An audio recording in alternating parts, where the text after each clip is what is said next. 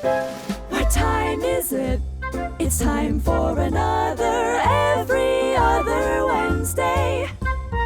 I think it's time for us to begin. Did we cue the music? That's the really important I part. have cued the music. I have taken care of the music. One time we should do Fear it via not. live band, just as a special treat. Fear not. I have taken care of all music items. Now I have the My Three Sons theme song stuck in my head. And you have to sing Okay, so question. Let's put this in the chat box, folks, as you're coming in.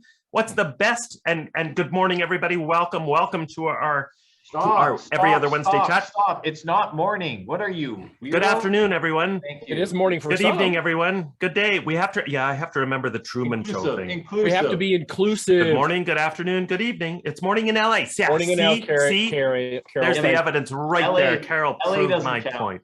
Bite me. It's morning. Hey, in the chat box, we were just talking, not really about this, but kind of. What is your favorite TV show theme song of all time? Because we were just singing a few. What do you think is the best TV show theme song? I gotta go with just because of the moral lessons. It's got to be the facts of life.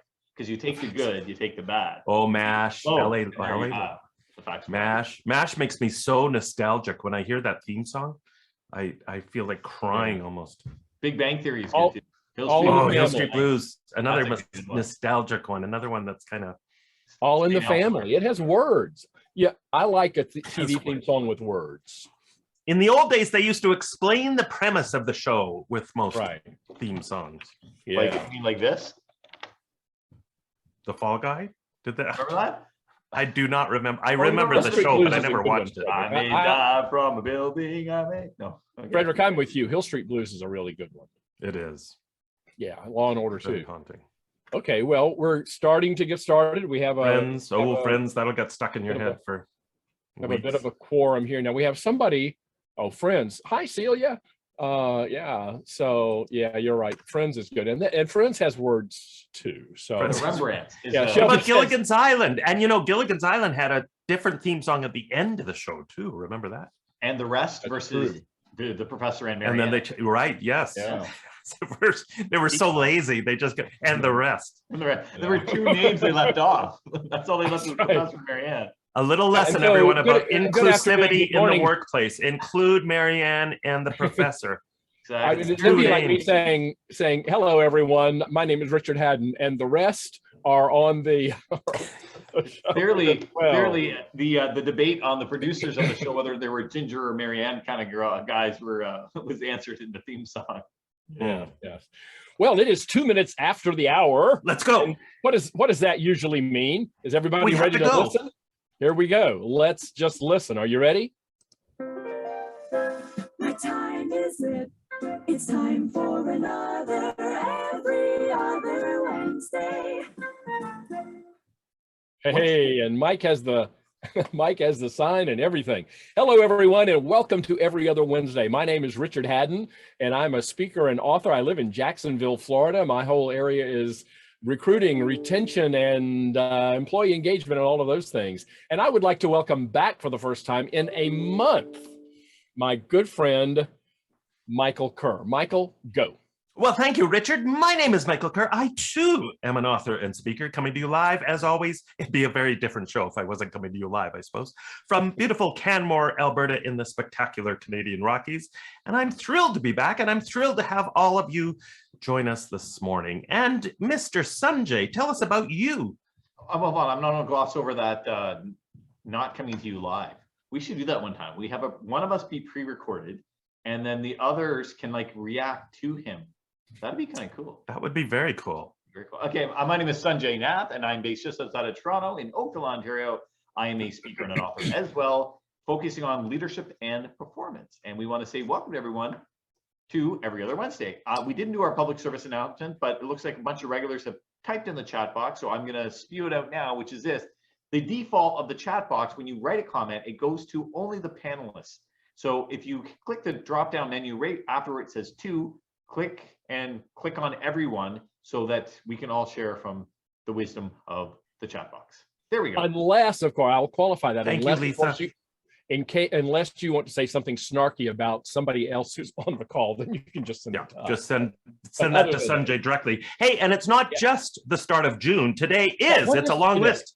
What is today? Listen up, kids. It is Global Day of Parents Day, Taylor's Day, Heimlich Maneuver Day, International Tabletop Day, Dare Day, Go Barefoot Day, Olive Day, Pen Pal Day, Oscar the Grouch Day, Say Something Nice Day, Superman's Birthday, World Milk Day, World Reef Awareness Day, and Global Running Day. So it is an action-packed. Wow. Now, hey, folks. Wait. Just a minute. Did I tell you that about 6 weeks ago, I witnessed the Heimlich maneuver being done in real time, in real life in a restaurant? It was. Ooh, that's scary. And it just reminded me. What? Was Mrs. Doubtfire there? No, but seriously, just public service announcement. It just reminded me that's something that everybody can benefit from learning. Yeah, this woman was going to die, and the guy saw it and ran over. And yes, Carol, it worked. I won't give you all the details, projectiles and all of that, but 20 minutes later, she was sitting there just enjoying cocktails with her friends. I was going to going down there because you said it was Olive Day and Heimlich Maneuver Day, and I'm wondering. There you go. Exactly. I think that's why. Yes, I know. It's a nice. Well, just like it's Oscar the Grouch Day, and also Say Something Nice Day. It's a little bit. That's hard to do. Hey, folks. What are we going to talk about today, Mike? Well, we couldn't decide which topic we wanted to do between the two, so we said, hey, why don't we let you, the viewing audience, you, the listener, as they say on SmartList, listener. Why don't you decide? So, Richard, bring up the poll. Wait, no pressure. No, wait. Before we put the poll, no pressure. We've only prepared for one of the two topics, so please vote properly. That's not true. Sanjay's making stuff up again. Bring up the poll. We're wasting valuable time here. These people have places to go. All right. I don't even know what this looks like anymore. I usually use Mentimeter, but we only had one question. There was no point in doing a whole Mentimeter thing in picture. I suppose we're not allowed. Yeah, so I guess we could actually even voice what these questions are.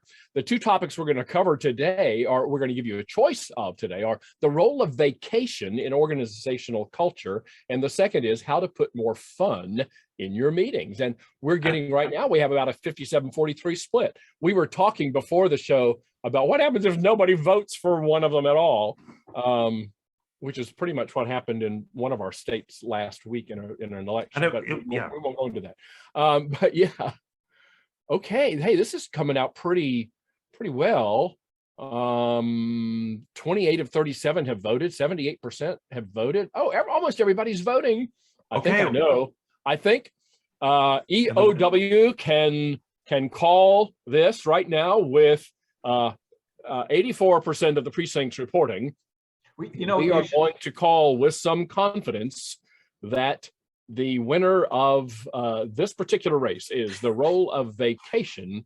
What are you laughing at, Michael? The role of vacation. Can you stretch it out longer? We have a provincial election tomorrow in Ontario, so you're prepping nicely. This is the theme here.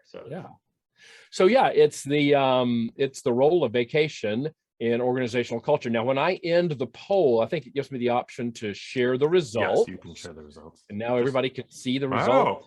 I have no idea what it looks like on anybody's screen but mine. But it's a nail biter. It was a nail biter. It is, yeah. It was pretty close. So 53% said role of vacation in organizational culture, and 47% said how to put more fun in your meetings. So here's an idea, guys. What if we do the vacation one this time? And hey, next time, June the 15th, as Stephen said. Stephen, you anticipated my remark. We can do how to put more fun in your meetings. That's exactly what we'll do. And then let me just make a quick announcement that the EOW after that, which is going to be on June the 29th, I believe, the 28 plus 1 is 29. We will have Erin O'Malley. That's Erin, she, her, hers, ERIN, not Aaron, AARON, him, his, he. And Erin is one of the most delightful and funny people I know. And she's going to talk about the role of personal connection in organizational culture. So you will not want to miss that. So that's the whole month of June already programmed. So today we're going to talk about the role of vacation in culture. Vacation, da, da, da, da, da, da. And this is a great topic. We were kind of thinking too, framing this around especially summer vacation, because we're coming into the summer season. And here's some daunting stats that have come out.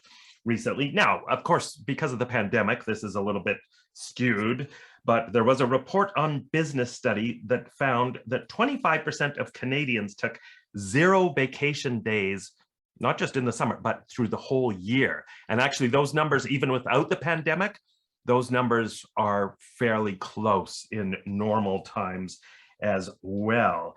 And similarly in the United States, there's a huge whack of people that do not take vacations at all, or they leave vacation time on the table. So let's talk about this from a number of angles, folks. Why vacations matter, why aren't people taking them, what this reflects from a cultural point of view, and especially when we talk about burnout, we know that how we spend our time off has a huge role in terms of how resilient we are and how well we manage burnout. So let's maybe talk too about some tips around what can we do to get the most out of our vacations. So let's start. Mike, I was just going to say, I wonder if this is a particularly North American phenomenon, because I mean, I know it's very much the case in the United States that a lot of people do not take vacation, and it is, but you're saying it's probably that way in Canada as well.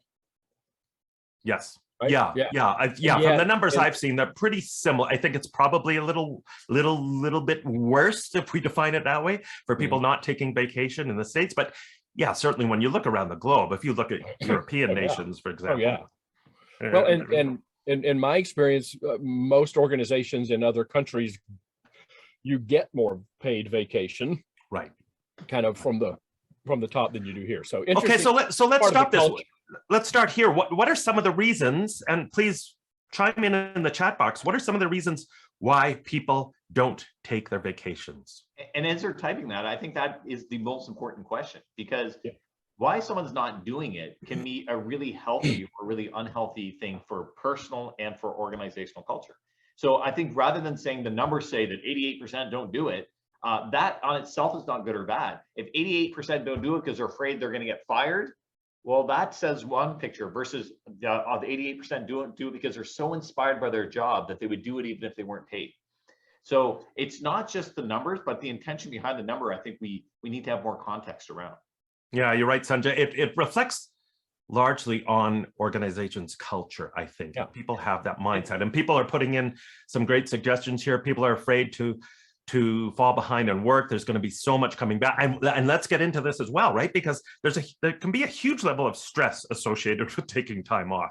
Before you take the time off, all that trying to get in all that work plus plan your vacation, then you come back and it's like, oh my Lord, I've got 2 weeks to catch up here. It's brutal. Was it really worth it? You know what they say, right? The ideal vacation is long enough to be missed, but not so long that people realize they can get away without you. Right. Yeah. Perfect. But look at the answers that we're getting. There's a real consistency here, and there's a theme here, and I mean, there's a few interesting ones that are not necessarily related to that theme. For instance, Adam just says, if I'm at work, I make money. If I'm on vacation, I spend money. Yeah, I mean, that's true. But a lot of these things to me seem like they're coming from a basic assumption that you really don't get vacation. You may take 2 or 3 weeks where you're not physically here, or you're not really working every day, but the work is there. What we're going to do is we're going to wedge this time in the middle, and we're going to shove everything to the side a little bit before you leave and a little bit after you leave, but the work is still there. Whereas in other cultures, and maybe it's other organizational cultures, it's certainly this way in certain other national cultures, the idea is, okay, you're going to work 48 weeks this year, and 4 weeks you're not going to work. So we're going to give you 48 weeks of work. Now, a lot of people in America, and maybe Canada too, would say, oh, Richard, you're dreaming. And maybe we are. But I think that really is the assumption is, no, you've got all the work to do. If you want to compress it, and take these 2 or 3 weeks out, okay, but you still got to do 52 weeks worth of work. Yeah, that's a very good point, Richard. Yeah. It's the same sort of argument around the 4-day work week, right? Where people are kind of going, oh, well, you can still do the same amount in 4 days. Well, that's exactly what we're doing here. Yeah. Is for the most part, vacation is not vacation. It's the expectation is you're still going to be on the hook, but you just don't physically have to come in. Yeah. So let's talk about this then. Let's flip it around. Why should we create a workplace culture where everyone understands that it is healthy to go on vacation. It's not just healthy, it is necessary to go on vacation. Why do we send that message out, and how do we do it effectively? Well, let me say first, maybe why don't we? Because that seems to be the status quo. That's the reason. And I think it's because organizations see that people will forego their vacation. They will maybe take their vacation, but still do all the same amount of work. So they've never experienced whether, when somebody truly does take vacation. And so they don't know that. I mean, we say that the organization would be healthier, it would be more productive, the people would be healthier and more productive. But most managers don't have any experience with that to be able to know that for a fact. Right. So they're making that judgment call without questioning what the cost is of people not going on vacation. Well, there's an opportunity cost here, and they don't see that cost because people continue to come to work, they continue to work, and they do all of that. It would be interesting to see if somebody said, no, look, I'm taking my vacation, and come back and let's just show you how much more valuable I am as a result of taking that. Right. Okay, so let's get into that. So let's flip this around. I want to focus on the positive. How do we, why is it absolute? Why should we treat this not as a nice to have, but as a necessity, getting away on vacation regularly? Depending on whose hat you're wearing, right? So the argument is, as a manager or as the leadership within the organization, well, I need them to do 52 weeks worth of work, even though they're only here for 48 or 49 weeks or 50 weeks, whatever it is. And again, to me, often that short-term thinking comes back to bite you in the butt. Because if you burn out your people, or if they feel overstressed, or they're comparing themselves, to the Joneses next door, and they're getting true vacation, all of a sudden you're going to get a higher turnover. And the problem with higher turnover is there is a significant cost to retraining people. And that cost, well, again, eventually, if your mindset as an organization from the leadership perspective is, I'm going to squeeze my employees to get the 52 weeks in the 48-week time frame, thinking that it's more efficient and I'm going to save money and improve my bottom line, it's not going to happen because of the higher turnover and the increasing cost to retrain. And not only that, that's just the actual salary cost, but then the efficiency is there too. Because if you had a manager or someone who's in there who is fantastic and they have 7 years of work experience, and you bring in someone and replace them that has 6 months work experience, not only do you have to retrain them, but for them to get up to that same proficiency, it's going to take a significant amount of time. So the financial argument of, oh, let's do it to save money, holds no water. Right. Thank you, Sanjay. There's some great comments here. I want to get to some of them. Lisa talks about this, and this is ubiquitous in our culture, right? That we have to change the mindset of busy as being a badge of honor, right? Everybody out busies. Oh, I'm busier than you, right? So that's so true. It used to be like that with attendance, right? Sometimes what we need is that shock. It used to be a badge of honor. I went 30 years and didn't miss a day. I infected everyone, and then you have a wrench in the system like COVID, and all of a sudden it's like, wait a minute, hold on, maybe this isn't such a good thing. And sometimes that's what we need, is we need that big wrench in the system to kind of rejig and kind of go, wait a minute, it doesn't make sense and this isn't healthy. So how do we change the mind frame? Right. And I love Linda's comments, PTO, pretend time off. Pretend time off. Yes, I had not heard that before. That's great. And someone earlier mentioned something about one reason we don't take vacation. I'm in healthcare and we're too short-staffed. And so right now that is absolutely the reality. And as you all know, I do a lot of work in healthcare, and over the last 2 years, I know people who have just not taken any vacation. But as things began to ease off and be easier, some of the people that I knew took some pretty fantastic vacations, because they said if they didn't, they thought they were absolutely going to become dysfunctional. And I believe that. Yeah, for sure. And there are studies out there, I know I've come across them for years, that correlate things like an increased risk of having a heart attack if you do not take your vacations. The damage that it does to our mental and physical health is enormous. What about other benefits? If we buy the argument that it can improve our productivity, it can keep us healthier, what about this for a tangential kind of argument, that it could help us be more creative and innovative in our work? Well, if you create an environment where people legitimately want to go, right, get to go versus have to go, that safety people open up. People are willing to try to take healthier risks. People are more creative. They're more relaxed. Again, the productivity's there. And I mean, we haven't even touched on this idea of it's the humane thing to do. Why don't we help people to be relaxed? Why don't we help people to be in a healthier environment? All of that stuff. I mean, I know it's somewhat preaching to the converted because most of the people who join this call already buy into that argument, but it's common sense, really. Right.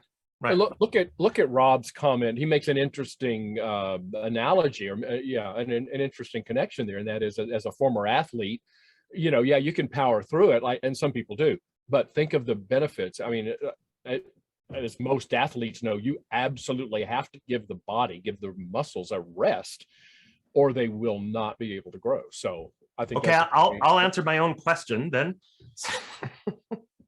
About creativity. Well, I think that's all. I think giving you creative answers. No, that's where I was going with that, Michael. That if we're working, 40, 50, 60 hours a week, 52 weeks a year, I think we just get into survival mode. We can't be very creative. If we take some time off, not only does it rebuild the body, but it rebuilds the soul, and therefore the mind, and all of those creative juices start to flow again. That's also predicated on that you legitimately are taking time off and you're turning your brain off and not stressed about, oh my goodness, I'm not there and my pile is getting bigger. I mean, we know this too from working out. If you don't have that, if you work out every day of the year, you don't develop as well as if you took breaks and you took rest days and all that kind of thing. Even if for people that are on the low carb kicks, they talk about having a cheat day, and having a cheat day actually is more beneficial than cutting out carbs, period. So anyway, I want to get Shelby's comment here because she said what I'm saying, but a lot better. Yeah. As a graphic designer, I can tell you 100% that breaks and vacations are so important for creativity. See, I think there's more than just relaxing our mind. I also buy the argument, and this is why some companies actually have enforced sabbaticals in their organizations, because they want people to go out and experience other things, to get outside the bubble, to see things from other perspectives, to interact in different ways and see the universe, see the world in a different way, because that fuels creativity and fuels innovation. And I think that's a totally legitimate argument. So Michael, did you find a coincidence that every job you've ever had, they forced a 90% sabbatical on you? I know, it's weird, right? So weird. No, take the year off. Take the rest of the year off, Michael. Okay, you just don't come in, please. Okay, so when we talk about this, clearly we have to come at this from a cultural point of view, from a team point of view, because we've talked about the challenges of people not being stressed out. So we have to think of this from a system perspective. Do we have enough personnel? Do we have the training in place? Can people take their vacations without everyone else who's left behind being stressed out and having to pick up the slack? So we have to build all of this into our workplace. Let's talk about some tips though. Let's talk about some tips that will make people's lives easier before they go on vacation. Like what are some things folks can do so that to reduce that stress that week before they go on vacation? First thing to me that jumps into my mind is communication. There should be an expectation of, are you expected to check in every day on vacation? Are you expected to completely ignore it? Are you like both from the employee that's taking the vacation, but also from the organization as to, hey, you're on vacation. This is what our expectation is. And so it doesn't mean it has to be, carved in stone. It could be a negotiation, but the idea is we just kind of fly by the seat of our pants and just assume everyone's on the same page. And if you happen to be on the same page, great, no problem. But if you have one set of expectations or one rules or the policies in your head and the organization has a different policy, that's where you get the friction. And it's not that you can't find a compromise. It's just the assumption is that, oh, well, everyone thinks the way I do. And when they don't think the way you do, that's when you get your conflict. Richard, what do you think? Yeah, thanks, Sanjay. Well, Richard, what do you think? I find that when I go on vacation, what works best for me is to get my ducks in a row before I go, to make sure I've got as much possible as I can before I go. And I mean, the three of we all work for ourselves. We are the business. I don't know if you can take 100% vacation. I cannot. When I go on vacation, I still do a little checking in on stuff, but I try to get as much of it done. Is it you can't or you choose not to? I choose not to. Yeah. Right. I think there's let's be clear. I choose not to. And it's my choice to make, just as it is with you guys. But the more that I can kind of get done ahead of time, the better it is. But I agree with you in terms of communication. So, I mean, I do have a business partner. He knows when I'm going. In fact, he is on vacation right now, even as we speak. And we just know that unless it's, absolutely worth lots and lots and lots of money, or it's going to really hurt a customer to not do so, we leave each other alone when we're on vacation. Right. But I don't expect my clients to leave me alone when I'm on vacation. So I'm gonna jump in with personal experience here. So I haven't made this public, but during pandemic, I was bored, and so I bought a business. So I have a fleet of trucks, and I have a courier business. I run 7 FedEx routes, and I've been doing this for a couple of months now. And in theory, I'm the boss. But the smartest thing I did was I brought in a guy who is a manager who is fantastic. He does just a great job. He really knows his stuff, and he's taken complete ownership of it, which is fantastic. But that's one of the things I constantly have a conversation with him. He comes in too often. I will legitimately say to him, "You cannot come in every day. I'm sorry. You're fantastic, but how do we write you out of the equation?" And I'm not involved with the day-to-day operations. I will go and I'll help out, whatever sort of thing. But my job, as I look at it, is to equip him to make sure that he is replaceable. And a lot of times people find that there's lack of security in that. But to me, for him to make himself replaceable makes him irreplaceable. And so if we can foster that environment and that culture, so people kind of go, hold on a second, if I'm good at what I do and they trust me and I'm adding value to the organization, they'll never get rid of me. And so I think that, again, that communication piece becomes so fundamentally important, is how do we get those people to understand that? And right. at every different level, right? I mean, I have 20 employees they're running around. And when I took over, they were all afraid, oh, I'm going to lose my job. I'm going to do this, I'm going to do that. So the more we can be expressive, and some people did lose their jobs because that's part of the beast, but I'm not going to BS and I'm not going to pull punches. I'm going to try to be straightforward and extremely communicative. And I think that ultimately people appreciate that. They want to know where they stand. They want to know what the objectives of the organization are, and they don't want to be blindsided.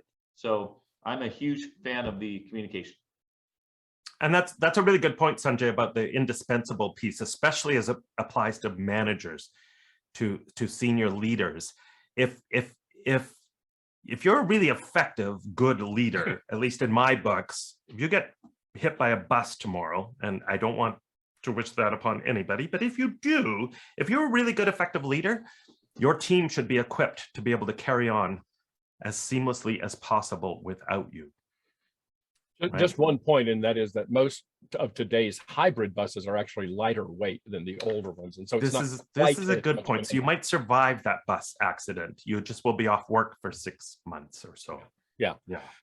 It's a lot. Again, I think if we're talking about culture, and we have defined culture in a lot of ways. One of those ways has been to say it's how things work around here. Okay, if we just use that as one of the definitions, if how things work around here is you take vacation, and the work is designed so that it will accommodate a reasonable period of vacation, that's a very different culture from one that just says, you're going to take vacation and we're going to say it's vacation, but we know really that all the work is still there. That's a whole different culture. Exactly. A different way of how things work around here. And so if you're a manager, if you're a leader, if you're someone who influences the culture, you have some say in what that culture is, and trying to enforce some of that. Say, no, take your vacation, really take your vacation. Yeah. And also, I think as a leader, you have to make the sacrifice of taking the vacation yourself and not saying, okay, I'm going to be the martyr here. And you all take vacation and I'm going to work 58 weeks a year. We can lead by example in that way as well. You have to role model it. I wrote about this with one organization where the CEO is incredibly strict about all of the senior leadership team leaving at the end of the day when their job is supposed to be done. And he lays it down. He says, I do not want any of you working late.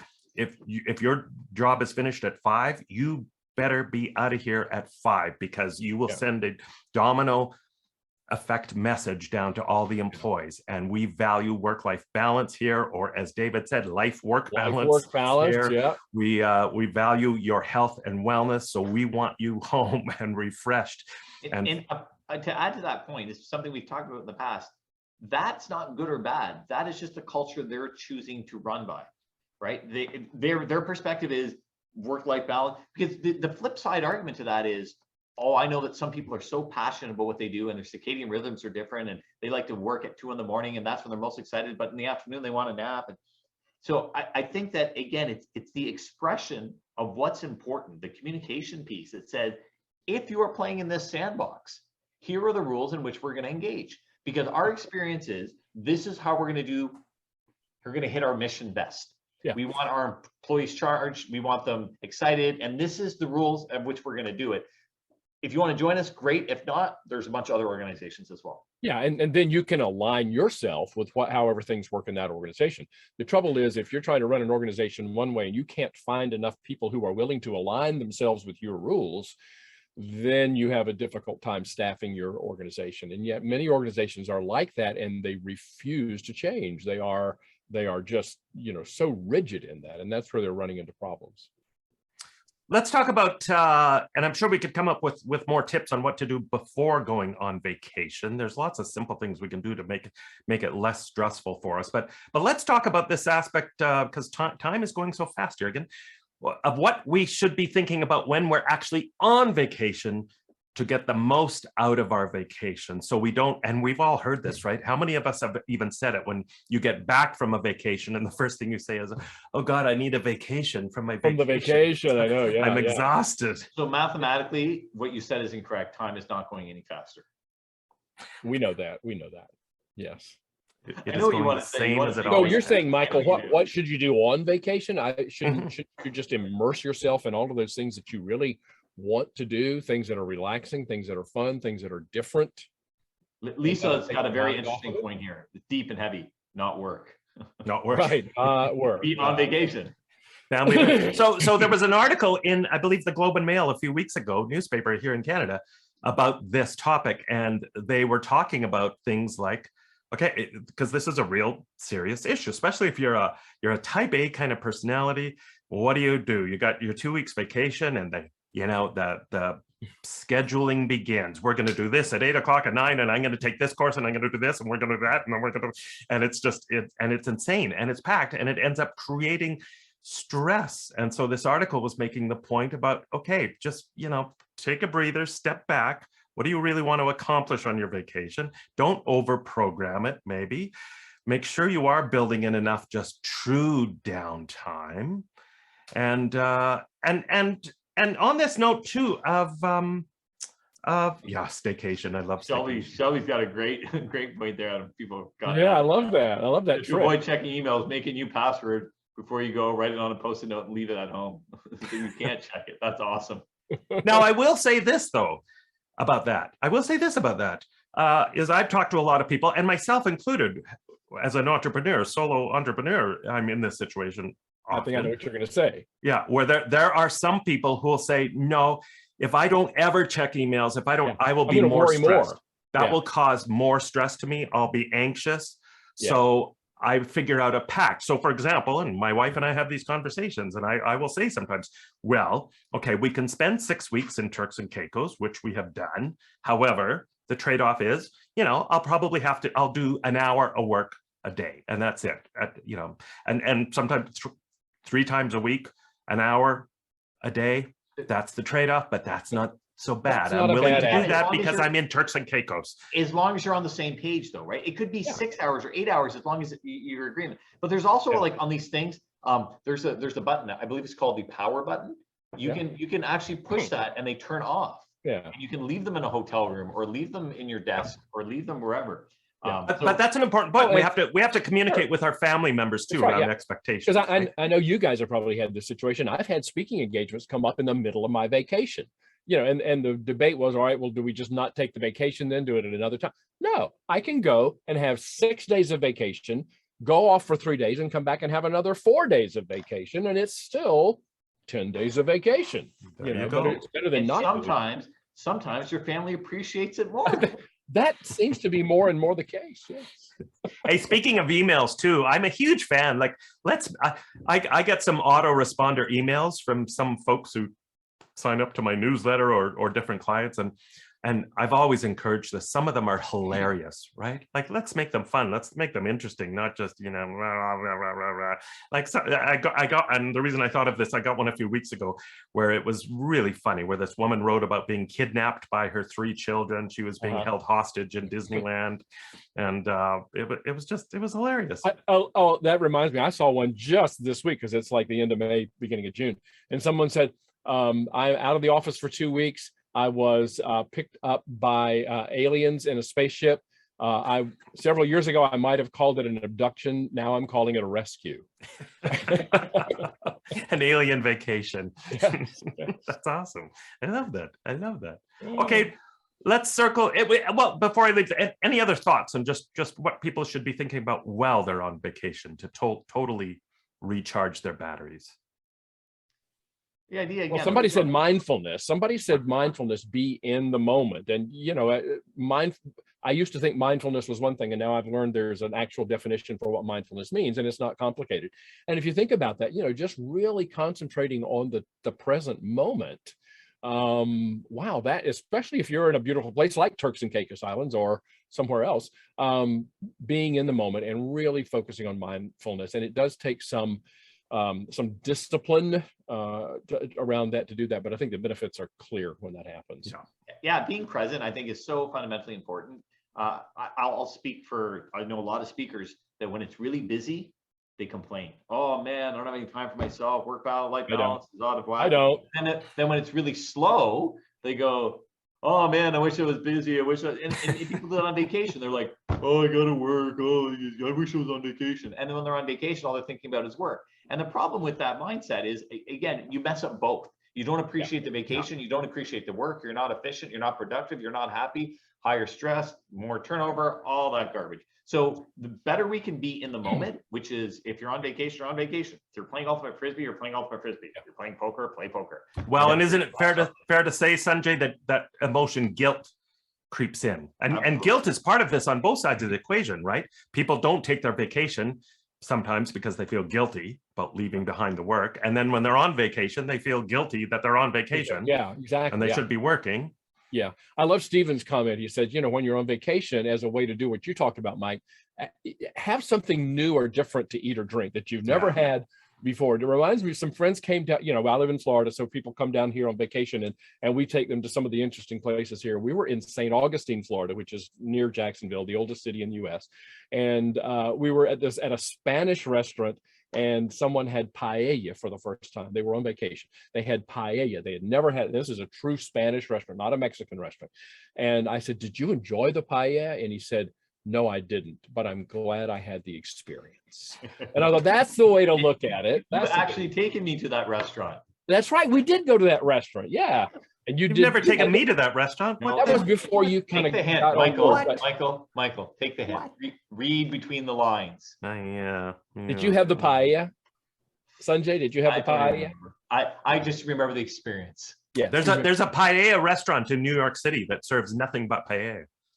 It's brilliant. Is there one in Canmore, Alberta? There's not. There's probably an ice can't get cream. very good There's pie. an ice cream bicycle over here, and also serves his ice cream. Hey, so now let's come full circle. You're heading back to work. What should you do on the first day back at office to minimize your stress? And I'll give everyone a little tip. Back at the office or back in town? Well, back in town. Well, or maybe both. Just back at work to lower your stress. And here's one little tip.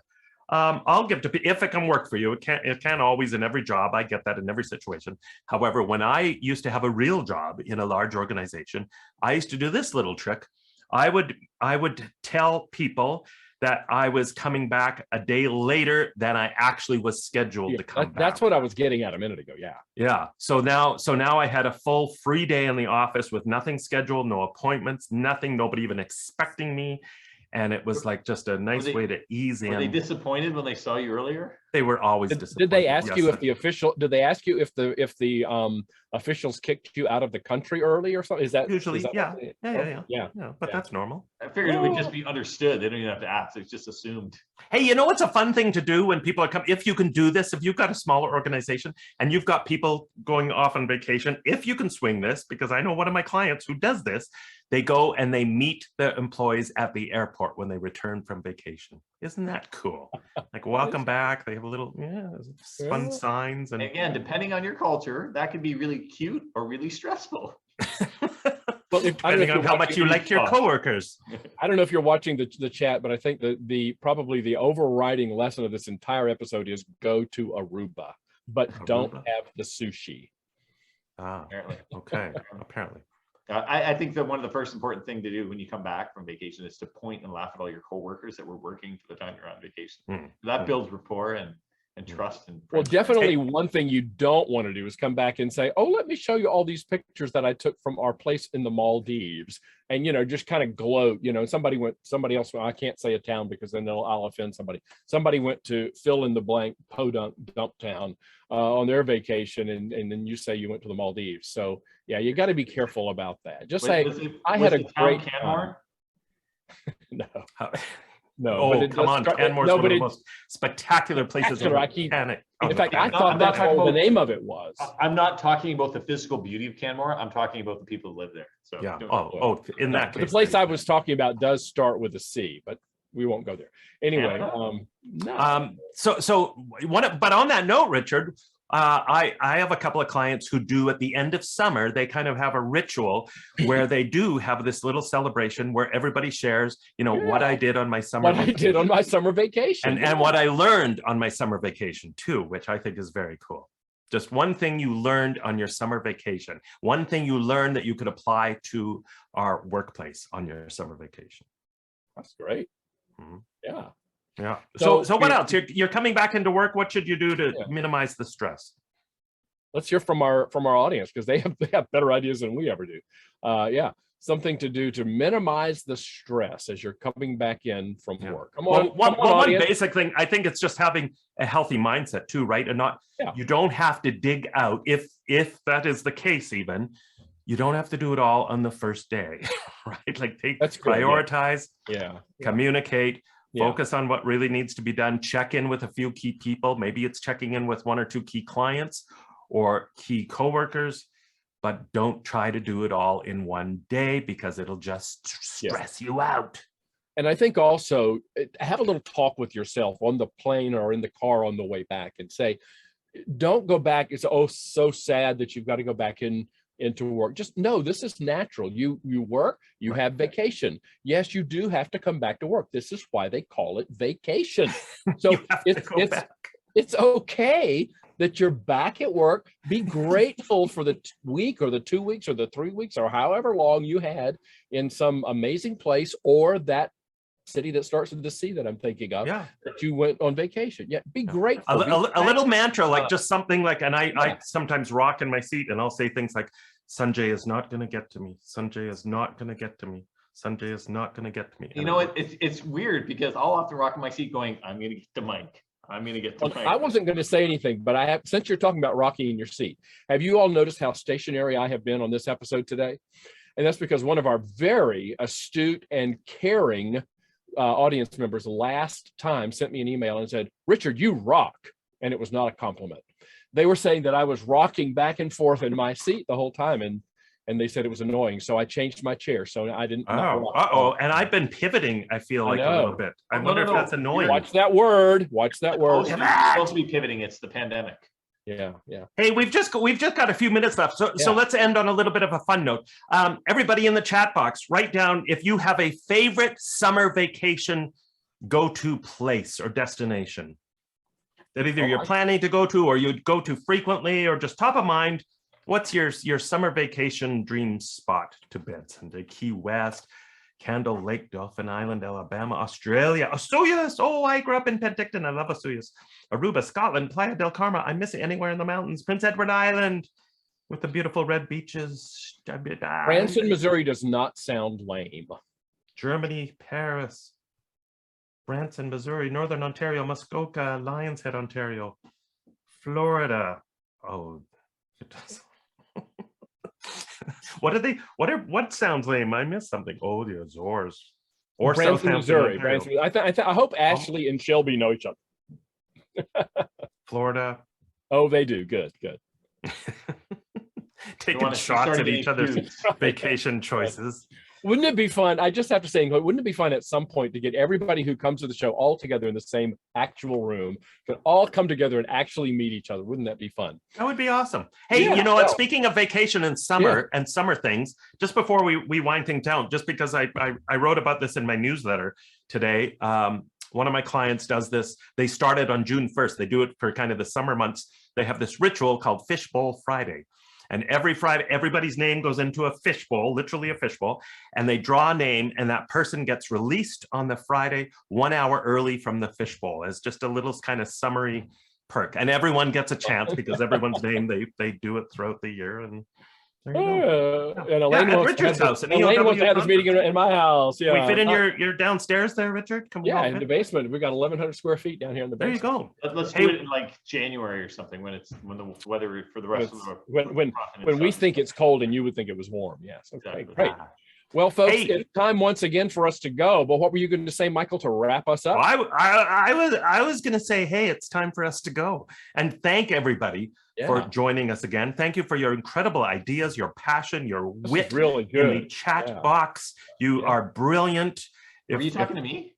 No, I'm not. Definitely not talking to Sanjay. I'm talking to our brilliant guests. We are honored that you join us every other Wednesday. Now we need a closing theme song. We do have one. It's called I was just thinking that we need a closing Gilligan's Islandish theme song. So thank you, everybody. Please spread the word. We're going to have some. We've got some here. We've got some guest speakers that we're lining up for the fall and later on this year. So we'll keep you informed of that. Again, remember that we can come into your workplace. Right. So talk to us about that. And if you have suggestions for topics, ideas, please let us know, or suggestions for guests, please let us know. We'd love to hear from you. Thank you so much. Richard and Sanjay, final thoughts. Oh, that's it. I just hope everybody has a great summer vacation. Please do take some time to go out and enjoy yourself. But while you're there, the only work-related thing you're able to do is to tune in to Every Other Wednesday, and we'll see you then. That's not work. That is vacation. That's right. Bye, everyone. Bye, all.